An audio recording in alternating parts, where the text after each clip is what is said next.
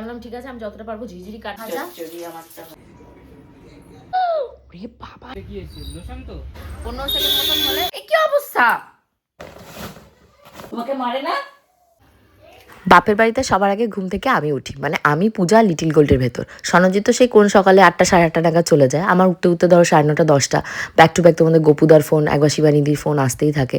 তো আজকে সকালবেলা ঘুম থেকে উঠে বাড়িঘর থেকে মাথা ঘোরাচ্ছে যে অনেক কাজ বাকি রয়েছে। কালকে রাত্রে পূজা যেটুকু পেরেছে ওর মতনও গুছিয়ে রেখেছে। বাকি প্রত্যেক দিনই আমি বলি যে যেটুকু পারবি করে রাখবি, বাকিটা আমি সকালবেলা উঠে করব। তো আজকের ব্লগে তোমাদের সাথে শেয়ার করব বাবা মারা কবে আসছে, তার পাশাপাশি আজকে 11টার সময় দোকান থেকে ফিরে কেন আমাকে লুচি বানানোর জন্য ময়াম দিতে হলো, আর রাত্রির 1টা 2টোর সময় পূজা সন্ন্যজিৎ আমাকে বাদ দিয়ে কি এমন কাণ্ড ঘটালো। সব মিলিয়ে আজকে ব্লগটাকে সাজিয়েছি, হোপফুলি তোমাদের ভীষণ ভালো লাগবে। ও একটা কথা বলা হয়নি, তোমাদের লিটিল গোল্ড কেমন সুন্দর যোগা শিখেছে উইদাউট টিচার, সেটা দেখলে তোমরা তো অবাকই হয়ে যাবে।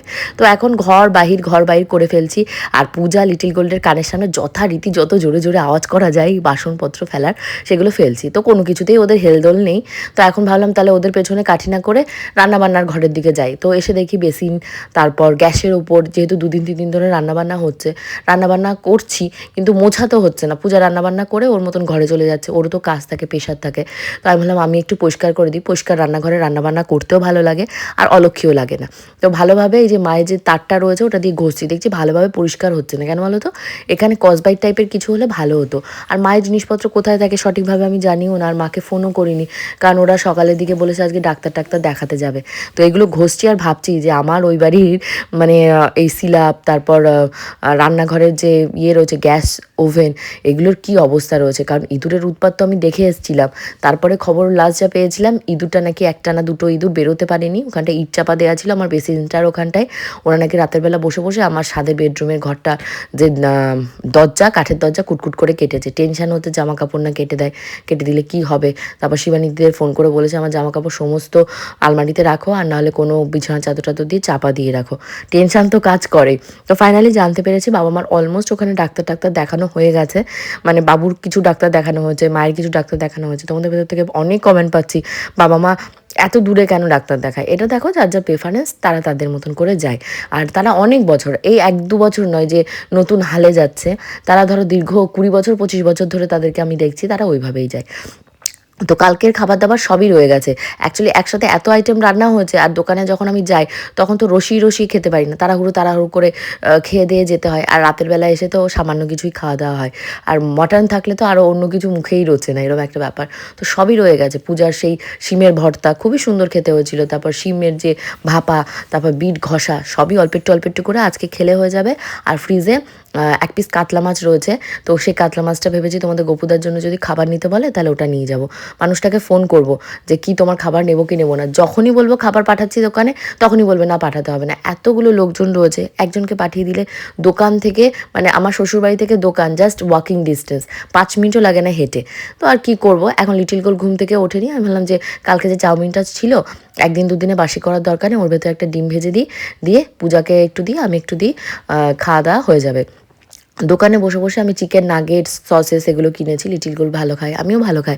তো ভেবেছি কালকে ওই রকম হয় না আমেরিকান ব্রেকফাস্ট ওরকম বানাবো, আর তার সাথে একটা ব্রেডও কিনেছিলাম। ব্রেড তো আবার মানে 48 আওয়ার্স না কতদিন হলে যেন এক্সপায়ার্ড হয়ে যায়, আমার সঠিক জানা নেই, তোমরা একটু বলো তো।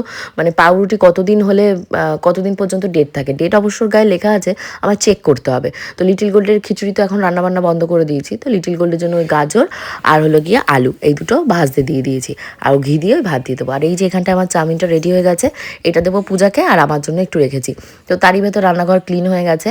এখন ফ্রিজ থেকে সমস্ত খাবার দাবারগুলোকে বের করতে হবে, গরম করতে হবে, ভাত বসাতে হবে।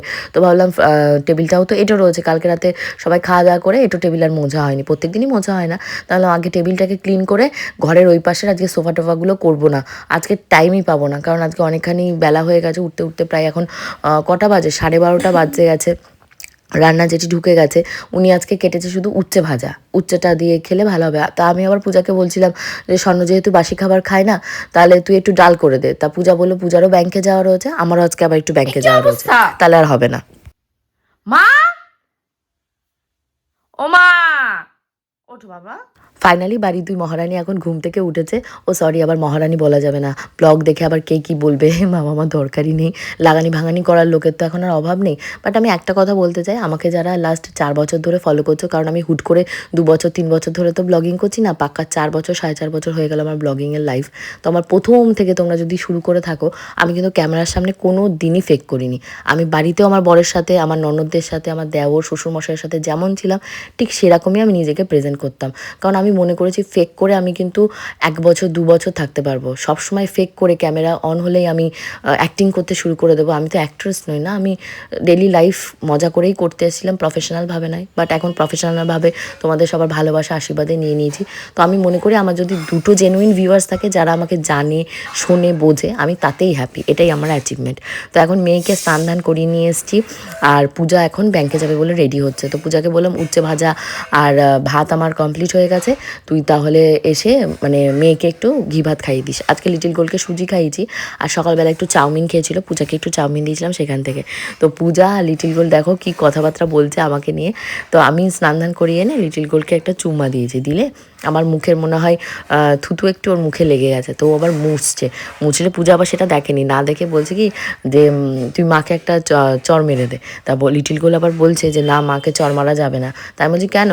তা বলছে না, মারলেই সরি বলতে হবে। আমি বলছি না, শিক্ষাটা ঠিক আছে, এইভাবেই শিক্ষা দিতে হবে, মাকে চর মার এটা শেখানো কিন্তু সঠিক নয়। একটা চর মেরে দে, একটা চর মেরে দে। হ্যাঁ হ্যাঁ, তোমাকে মারে না? তোমাকেও তো মারে। আমি বেবি বলে তাই। ও তাই তুমি মারবে না? ও এই যে তোমাকে থুতু দিয়ে দিল।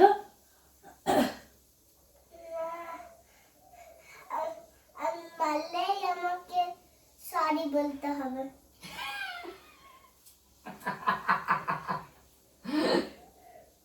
বলে মারলেই আমাকে সরি। তোমার ওই প্যান্টটা পরে কিরকম রোগা লাগছে। এটা ঝুনুকা কি দেওয়া প্যান্ট, ঝুনুদি তো দেওয়ার ল্যাঙ্গন প্যান্ট। লিটিল গোল্ড খালি এই ঘর ওই ঘর দিয়ে ঘোরাঘুরি করছে, কারণ ওর এখন একটা মোবাইল দরকার। আর আমি বলেছি মা মোবাইল দেখা বন্ধ করো, আজ বাদে কাল স্কুলে যেতে হবে। আর লিটিল গোল্ডের বাবা ভীষণই ব্যস্ত, এক তো বাড়িতে এক্সাম, তারপর লিটিল গোল্ডের স্কুলে অ্যাডমিশন করতে হবে, ডিমান্ড ড্রাফট কাটতে হবে।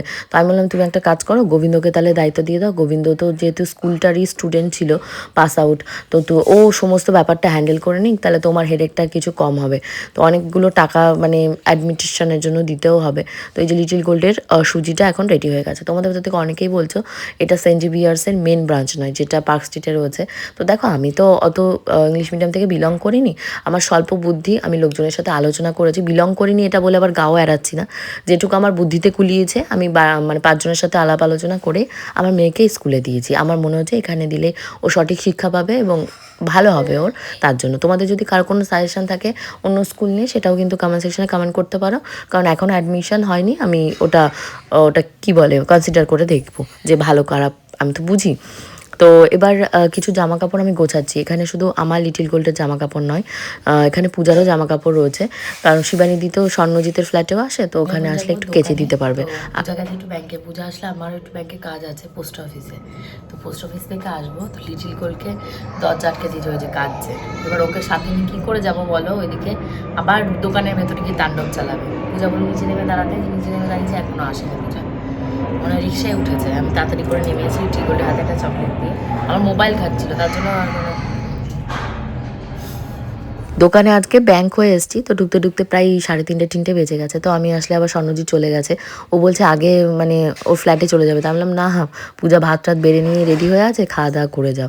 অ্যাকচুয়ালি আমরা যেদিনকে রাজস্থান থেকে ফিরেছিলাম, শিয়ালদা স্টেশনে যখন নেমেছি, বাবা এত গরম এত গরম, আমি ভেবেছি এখানকার ঠান্ডা ফান্ডা সব চলেই গেছে। না, সে তো যায়নি, ঠান্ডা তো ঠান্ডার মতনই আছে। তো ওই যে সবসময় হাতে করে যে একটা সোয়েটার ক্যারি করব, একটা মাফলার ক্যারি করব, ওটা আর মনে থাকে না। তো একটা সক্স ক্যারি করে নিয়ে এসেছি, পাটা ফাটা আবার স্টার্ট হয়েছিল, কদিন একটু কমে গেছিলো, ভালো করে যত্ন নেওয়া হচ্ছে না বলে, তার জন্য। তো বসে বসে একটু সক্সটাকে পরে নিলাম। আর এখন সন্ধেবেলা মাকে একটু ফোন করেছিলাম যে তোমাদের কি অবস্থা। তো মা বাবু বললো ওদের মোটামুটি সমস্ত ডাক্তার কমপ্লিট হয়ে যাচ্ছে, ওদের ফ্লাইটের টিকিট রয়েছে তোমাদের স্যাটারডে, তো স্যাটারডে মা ঢুকে যাবে। তো স্যাটারডে ঢুকলে দেখা যাক ওরা কখন ঢোকে, দুপুর কি রাত হোক। তো আমাকে তো তাহলে আবার বাড়ি ফেরত যেতে হবে, কারণ আমার গিয়ে প্রচুর কাজ রয়েছে ওই বাড়িতে। তো এখন সন্ধেবেলা এই যে চা এসছে, বিস্কুট এসছে, তো আমরা এগুলো খাবো। খেলে আবার দেবাশিসকে আজকে মার্কেটে পাঠানো হয়েছিল, বারাসাত মার্কেটে। ও আসলে আবার বললাম যে তাহলে দেবাশিস একটা কাজ করো, আমাদেরকে কয়েকটা মোগলাই চপ নিয়ে এসে দাও। ডিমের চপ খুঁজলাম, ডিমের চপ বললো সব শেষ হয়ে গেছে, তো এই মোগলাই চপ খাচ্ছি। বাড়িতে এসে লিটিল গোল্ডের অবস্থা দেখো। রে বাবা রে, হয়েছে ঝুমকা কি আছে, এবার একটু ব্লগে নাও ঘুরি। আজকে ডিনারে খাবো পরোটা। আমি খাবো, আমার সাথে আমার সাঙ্গ পাঙ্গ, মানে লিটল গোল্ডের বাবা আসলে জানি না কি করবে, পূজা স্বর্ণ রয়েছে। তো আমাকে যেটা অর্ডার দেওয়া হয়েছে যে ম্যাডাম আপনি এইগুলো করে রাখবেন, তার ভেতরে একটা হলো গিয়ে এই লুচির জন্য বা এই যে ময়দার যে ময়াম দেয়া সেটা দিয়ে রাখতে। একটা গন্ধ পাচ্ছি। হ্যাঁ ভালো না, গুড স্মেল আর ব্যাড স্মেল?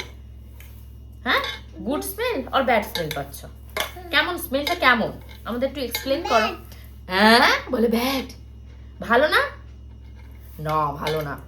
আচ্ছা, তা যাই হোক, এর সাথে খাবে হলো গিয়ে আলু ভাজা। আলুটাও কাটা নেই, যেটিকে দিয়ে কাটাতে ভুলে গেছি। তো আমি বলছি ঠিক আছে, আমি ঝিরিঝিরি করে আলু ভেজে দেবো, কারণ মোটা মোটা করে আলু কেটে দিয়ে যায় জেঠি, ওটা না ক্রিসপি হয় না। আলু ভাজা যে ক্রিসপি ভাবটা আসে, সেই ক্রিসপি ভাবটা আসে না। তো আমি বললাম ঠিক আছে, আমি যতটা পারবো ঝিরিঝিরি কাটবো, বটি দিয়ে অতটা ঝিরি পারি না আমি, চপার বোর্ড ওইটাতে ভালো হয়। তো যাই হোক, আমার অলমোস্ট এটা হয়ে গেছে। আর কিছুক্ষণ করলে এর ভেতরে চিনিটা রয়েছে, চিনিটা মেল্ট হয়ে যাবে, তার জন্য আমি এর ভেতরে আর কোনো রকমের কোনো বাটার দেবো না। তো চলো এটাকে কিছুক্ষণ রেস্টে রাখবো। এইটুকু তো হয়ে যাবে না সবার, মনে তো হয় কতগুলো করে খাবে। আমি বলবো আমি লুচি পরোটা খাবো না, আমাকে দুটো ভাত দিয়ে ভাত খাই। তো যাই হোক, এটা এখন একটু 20 মিনিট মতন রাখবো, রেখে ততক্ষণে আলুটা কাটবো। না মা, তুমি হাত দিতে হবে না, তোমার হাতটা আবার ওয়াশ করতে হবে, এখনো ঠান্ডা যায়নি, শীতকালে আছি এখন আমরা। না জুনুকা, এবার আমাদের একটা ফটো নিয়ে নাও। ফাইনালি আজকে মহাদেবের দর্শন পাওয়া গেছে। হ্যাঁ, এই যে আমার মহাদেব এসছে আজকে, বলে বলে বলে বলে মেয়েকে দিয়ে ভিডিও বানিয়ে যে বাবা তোমাকে মিস করছি খালি হাতে। তো আমি বলছি মেয়ে ভিডিও পাওনি, বলছে কোন ভিডিও, উনি দেখারই টাইম পায়নি। অন্যান্যরা দেখে আমায় বলছে লিটল গোল্ড আজকে বাবা তোমার জন্য কত কিছু আনবে, আর লিটল গোল্ডের বাবা ফাঁকা হাতে ড্যাং ড্যাং করতে এসছে। তো আসলে ওনাকে মাছ, কাতলা মাছ ছিল, কাতলা মাছ আর খাসির মাংস কালকে ছিল, ওই 2 পিস দিয়ে খেতে দিয়েছি। দিয়েটি উনি শুয়েই ছিল রাতের বেলা। তারপর আমি বললাম যে তুমি কি থাকবে না যাবে, তা বললাম আমি চলে যাবো। পূজায় যে এখন রাতের 1-1:30টার সময় পরোটা আর 2 জায়গায় আলু ভেজেছে, একটা আলু ভাজা আর একটা আলু চচ্চড়ি সরজিৎকে করে দিচ্ছে, ওরা এখন খাবে। এখন তোমাদের 1:45। তো দেখতে পেলে রান্নাঘরে এখনো পরোটা, আলু চচ্চড়ি এক জায়গায়, আলু ভাজা এক জায়গায় হচ্ছে। তো আমার তো এগুলো করলাম না, আমাকে ঘুমিয়ে পড়তে হবে, কালকে ভীষণ একটা ব্যস্ততম দিনের ভেতর দিয়ে যেতে হবে। হোপফুলি আজকে ব্লগটা তোমাদের ভালো লেগেছে, ভালো লাগলে অবশ্যই কমেন্ট সেকশনে কমেন্ট করো। কালকে দুপুর ঠিক 2টার সময় আসবো।